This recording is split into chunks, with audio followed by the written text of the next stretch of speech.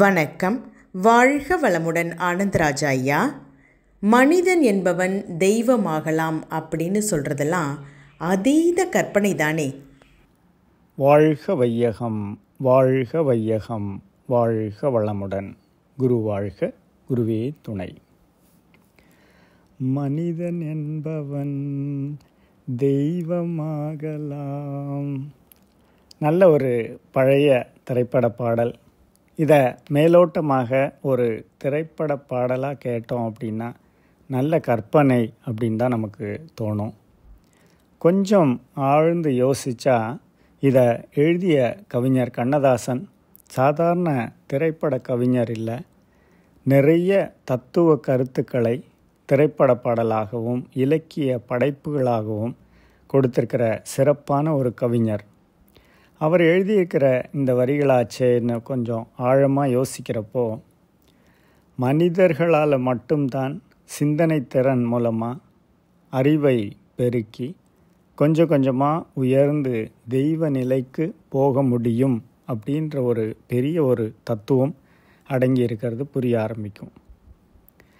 நம்மளை சுற்றி இருக்கிறவங்க நம்ம தினந்தோறும் பார்க்கக்கூடிய பலவிதமான மனிதர்கள் எப்படியெல்லாம் இருக்காங்கன்னு யோசித்து பார்த்தா நடைமுறை உண்மை வேறு மாதிரி தான் இருக்குது.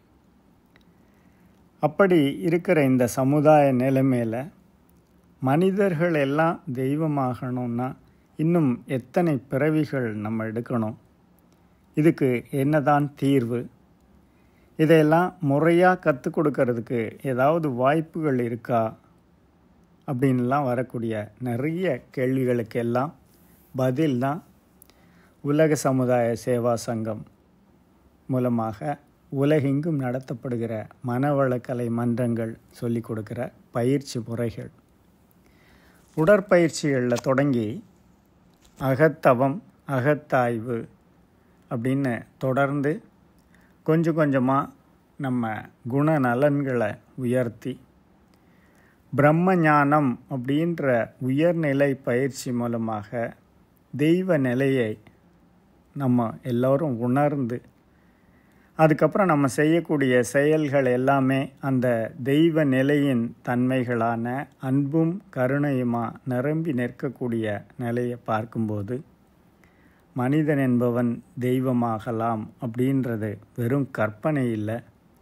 ஒவ்வொரு மனிதனும் இந்த பயிற்சியால் தெய்வமாகலாம் அப்படின்னு நம்மளால் உணர முடியுது. அப்படிப்பட்ட சிறப்பானது ஒரு பயிற்சி எல்லா மனிதர்களுக்கும் கிடைத்து மனித சமுதாயம் மாண்பு உயர வேண்டும் அப்படின்ற தெளிவோட நம்மால் முடிந்ததை தொடர்ந்து செய்வோம். வாழ்க வளமுடன். நன்றி.